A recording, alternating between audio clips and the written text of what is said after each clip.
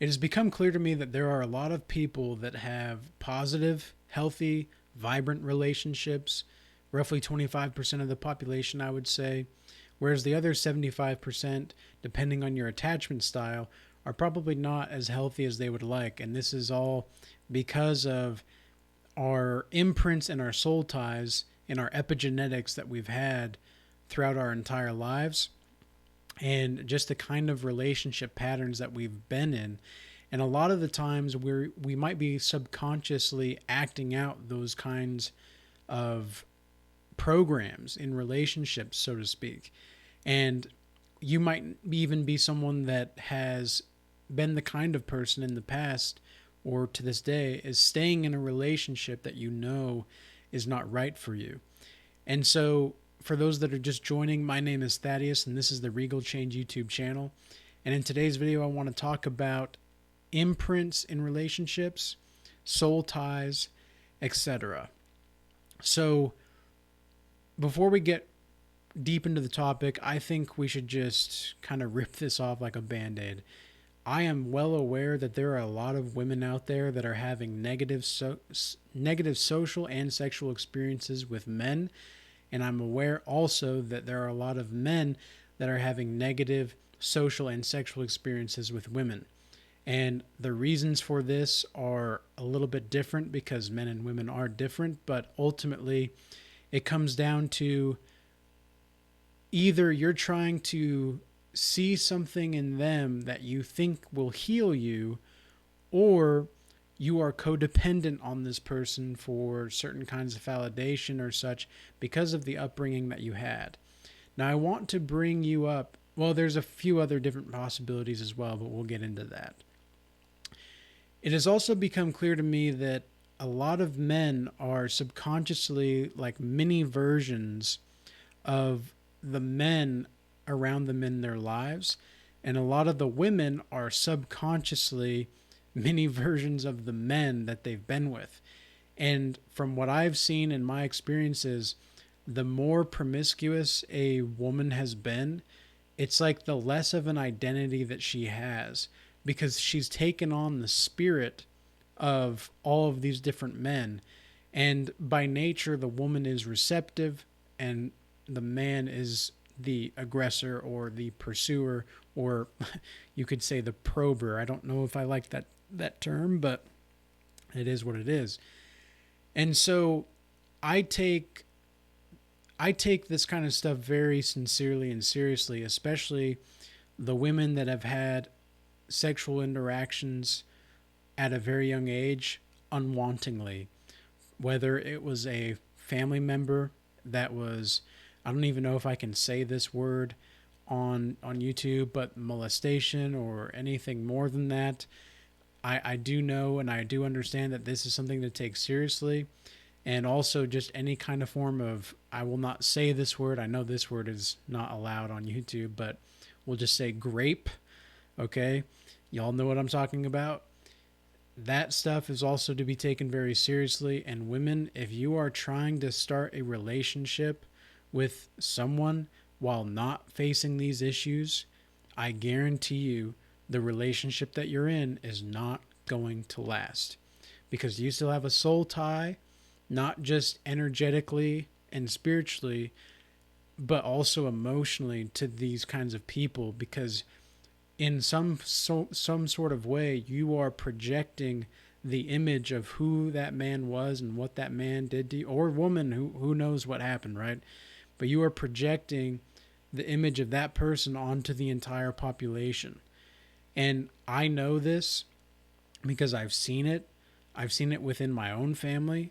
I've seen it within myself because I was someone that was exposed to unwantingly sexual activity at a relatively young age, about 6 or 7 years old. And even though I don't even remember all of the things that have happened, because when I was 9 years old, I had a concussion and I had actually lost almost all of my memories before that. It was just kind of like foggy, and through time, I've been able to recollect certain experiences, but most of them have been traumatic. Most of the memories that I do have before I was the age of 9 are traumatic experiences. And so it's been something like trying to piece together a mystical puzzle for myself. And I realized that even when I was a teenager, I was exposed to some minorly sexually inappropriate stuff within. I won't say too much about it because I don't really feel like going to court or anything like that. I have no ill will against these people anymore, but I don't, and I've forgiven them. But at the same time, I don't forget, and I don't want to think about those kinds of things and then put it on and project it on to the rest of the population. So anyway, that kind of stuff, if you're dealing with that, whether you're male or female, specifically the females here, if you were dealing with that kind of thing, you need to talk to somebody and you need to work through that. That's not going to go away on its own. And you just being, even if you're just celibate or something, which I would highly recommend anyway, but even if you're just being celibate, because purity is going to be a way that you can break soul ties, probably the main way, actually, as far as my experience has shown, and even just dealing with a bunch of different kinds of people, is that purity is the way to break a lot of different things, and that's purity in mind, body, and soul. So what you're eating, what your nutrition is like, how you're taking care of yourself physically, all of that is the base foundation. All of that is the base. Then you go to the emotional. Like, are your emotional needs being met? How are they being met? What do you know what your emotional needs or wants are? And then spiritually, are you following in line with the authority of God, and are you being in God's will? You're not just, because ultimately this is what I think a lot of people don't understand about religion as a whole and what religion actually is. And this is not a religious channel, but I do follow Christ and I do want to bring this back to God's glory and continue to talk about the subject at hand. It is relative, and it does involve, and it is in some way, shape, or form a relationship to the Most High God, because everything is. But so when people are going through these kinds of breaking of soul ties, sometimes your mind is going to repeat the patterns and behaviors until the heart heals what the mind cannot get over. So the mind repeats what the heart doesn't heal, right? So how does the heart heal? Well, first you have to be able to offer yourself forgiveness and compassion.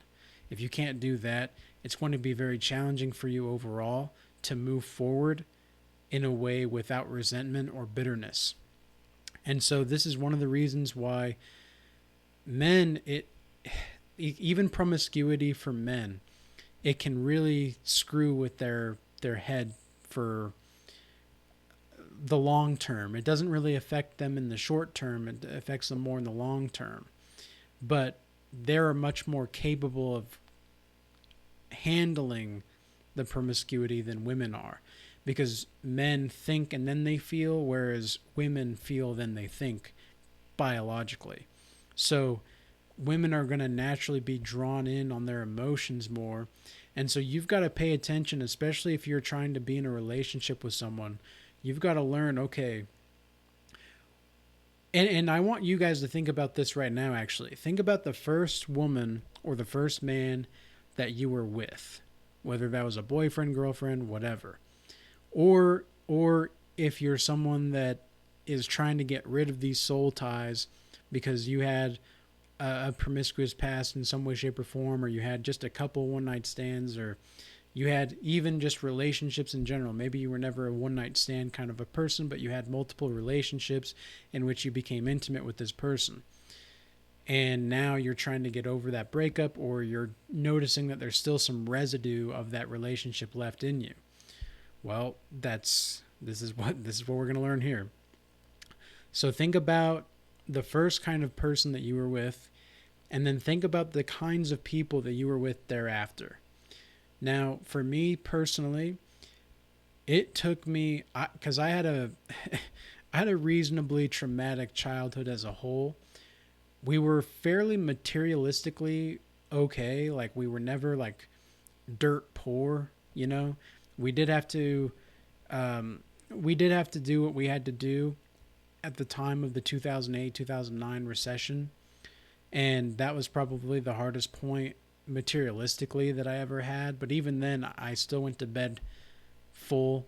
I never went to bed hungry. Right, my mom and my dad really did a good job there as far as just providing me with the the physical need. However, for myself, in my family unit as a whole, and just I didn't even realize how deep this stuff was, but at the time, but even just a lot of the friends that I had or anybody else, my emotionally and spiritually, it was like I was all by myself. I was all on my own. And so that was something that really, really shaped a lot of my relationships up until about 24 years old, 25 years old. And I would say 24, 24, or early 24 years old. And I'm 27 now. I'm going to be 28 here in a few months. But so that was nearly 3.5 years ago, is when my relationships really started to improve and really make a change. But it took so long because I was raised to never be thinking of what I wanted or what I needed in my relationships. I was raised to focus on other people, and so I kept attracting narcissists. I kept attracting these emotional vampire like individuals, and I finally, when I was like 21, 22 years old, I thought to myself, look, like, how come I keep attracting these fucked up people? Like, what is going on? Because ultimately I'm going to be the common denominator in all of these things. So what am I doing that's attracting these kinds of people? Or is the whole world like this? I mean, holy shit. Like, that was what I was thinking at the time. And it's not true. The whole world is not like that. For anybody that is going through the healing phase right now, the whole world is not like that. I've had the great privilege to meet the godly men and the GMs and the wives. These are the godly men, and then the warm, I guess inspiring too, but warm, inviting, feminine, empathetic women. I've had the great privilege to actually be able to talk to these kinds of people. And I never thought that I would be able to get to that point. I never thought that these kinds of people even existed. And the reason being is because I always thought that the world was just a cold place where nobody really truly cared. And for the most part, like I said at the beginning of the video, about 75% of the population, due to their emotional attachment styles, are that way. But there's the 25% that are in the healthy, secure attachment where you can actually attract those kinds of people, and you're going to repel other kinds of people that are not in that kind of, or it could be that you're attractive to them, but it's like they can't maintain the relationship because they're bringing too much trauma and baggage to the situation. And this is not to say that they can't heal from that in some way, shape, or form, but it's more also that doing so would require an intense amount of spiritual and inner work on their end that a lot of the times these people are not really willing to do. And in the past, I've had consultations with, this was about a year ago or so, with a woman, and it was clear that she was going through her own stuff, and she was going through a lot, and I understood that. However, she just did not have the support apart from myself to really feel like she could make it through. And when I told her the truth about the situation, like, look, this is the situation that you're in, This is what I think you need to do. And, you can take my recommendation or not, but ultimately, this is your life. And the time is of the essence. And because she wasn't necessarily a young woman either, let's say. I won't give too much information about her for the sake of privacy, but this was the situation, and I told her this would be my recommendation to do X, Y, and Z. And, I'm not here to be a friend in these kinds of situations. I'm here to actually give you truth and insight. That's the hope. And what you do from there, whether you walk through the door or not, is completely up to you. So I showed her the door, and she didn't want to walk through it. And so that was that. And that was just one situation, but I've had a lot of other people that have had really positive experiences where they take the recommendation and they actually walk through the door, and it sucks. Like that's the reason that a lot of people don't want to walk through the door. It's because it sucks. Like, these kinds of things are not necessarily fun. But guess what? All of the people that had taken that recommendation on the other side, they're like, wow, yeah, I really needed to hear that. I really needed to see that. And I didn't even understand I had that blind spot. And it's like, yeah, we don't understand that we have certain blind spots in our relationship patterns until it's reflected back to us in a light that sometimes isn't necessarily the brightest or the most flattering. It can be very direct, and it's not always the nicest thing to think about. But fortunately, since that time, I've had a lot more other people that have been able to work through their lives and work through things, and they don't need the services anymore. And that's ultimately the hope, right? That's the hope, is to not keep you sick, because that's that's not going to help anybody. That's not going to help society. That's not going to build the kingdom of heaven if we're keeping you sick. So people have been able to move on from these services, and that's great to see, and that's great to hear. And they're able to live their lives with more spiritual insight and more spiritual awareness, and also understand their subconscious tendencies on a deeper level so that they can actually watch out for that kind of stuff. So why is this all important? And what exactly is the point of understanding what soul ties and imprints are? Well, when you think about the kind of person that you were originally with, and you think about all of the relationship styles that you've had since then, well, have they progressed? Have they gotten worse? What kind of spirits have you been dealing with? Now, for me personally, I was dealing with a lot of trauma, individuals, trauma-based individuals, chaotic, and it took me a long time to find that sense of security inside myself, because I didn't even know how to do it, to be honest. I didn't know how to feel secure inside myself. And the reason being was just because I didn't have an identity. But when I started to remember who I was and choose where I planned to go, that's when my life became mine again. Because I remember when I was a kid, I did feel like my innocence was robbed from me in some sense with these sexual experiences that I had that were unwanted. And it wasn't even like a crazy thing. It wasn't crazy, but it was still enough to the point in which it definitely played an impact on how I view my relationships. And so it took a lot of work for me to look past and to see through those experiences, rather, not that experience, because there's multiple. It was those experiences to actually see that there's a broader, brighter, more healthy world out there. And so, again, you break those soul ties with commitment to purity in all different ways and forms is going to be the first thing. And then number two, it's going to be to actually engage with people that are healthy, that are actually present, that are actually caring about your well-being, and that are actually with you while you're talking to them, they make you feel seen, they make you feel heard. Those are our two most basic forms of being a human with other people in some ways, just making us feel like we can be seen, we can be heard without judgment. And it's not necessarily that, because here's the thing, I'm not saying that you shouldn't judge. Everybody judges, okay? That's just a reality. But how you judge other people is going to be up to you entirely.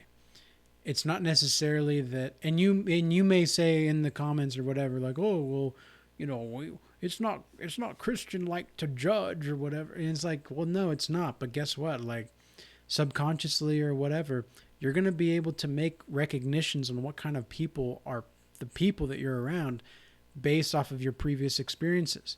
That's a judgment. You're observing and you're noticing what it's like to be around your environment and who's in your environment. And I'm to the point now to where I can almost recognize whether a woman is truly pure or not, or whether she's, because like, here's the thing also.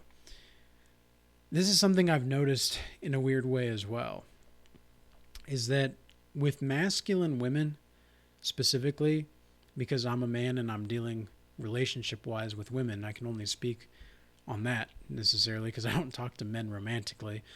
But when I'm talking to women romantically and they are hyper masculine or fairly masculine, in the past I wouldn't know that was like kind of a red flag, because what you're actually talking to spiritually when a woman is masculine like that, you're actually talking to all of the men that she's around or has been with. You're talking to the essence of all of those men together. You're not talking to a woman in that particular sense. You're talking to the essence of all of the men that she's around and been with. And so a lot of the times these same women that are hyper masculine they have a deep resentment of men in some way, shape, or form. Not all of them, but a lot of them do. And I think a lot of the times it's because, well, probably let's look at what kind of man this kind of masculine woman was with when she was younger. She was probably not raised in the kind of household in which she felt seen, she felt loved, she felt heard, she felt understood. She probably wasn't raised in an environment like that. And so she had to constantly assert herself to try to make herself feel like she could be seen. And she probably understood fairly early on that, especially if she was an attractive young woman, she understood that her sexuality could be used as a tool to make her feel like she's not having that void in her stomach or in her soul, whatever it is. And the same kind of thing with a man, a feminine man, hyper feminine man, probably didn't have a really good relationship with his mom. Probably didn't have a really good relationship with women, generally speaking. And so he had to become feminine in some way, shape, or form in order to kind of adapt to how things were going on in his own life, because he didn't know how to have discipline. He didn't know how to, he just knew chaos. He just knew these kinds of chaotic like things. And that was me for a long time. Like, I was raised to be a beta male, right? I was raised to be a simp. And it was because even though I had male figures around me, it wasn't like these male figures were people that were like, they were more of a tyrant than anything else in my experience. And so in my mind, I put aggression as something that is bad, quote unquote, bad. Aggression, bad. So I forbade myself subconsciously to have aggression. And now I'm actually the complete opposite. Like, I'm not an aggressive person, but I'm more and more capable of it, especially after going to the gym, especially after martial arts, especially after all these things. So, men, it's really important to have that kind of ability to be able to have the capacity to be aggressive and to not need to be. That's a different thing as well. And so I hope this video was useful and insightful in some way, shape, or form. But with all that being said, I hope you all have a blessed day. And if you do need to talk to anybody, I hope you get the help that you need, especially if you're dealing with some kind of long-form trauma that you haven't dealt with for quite some time. Peace be with you till next time.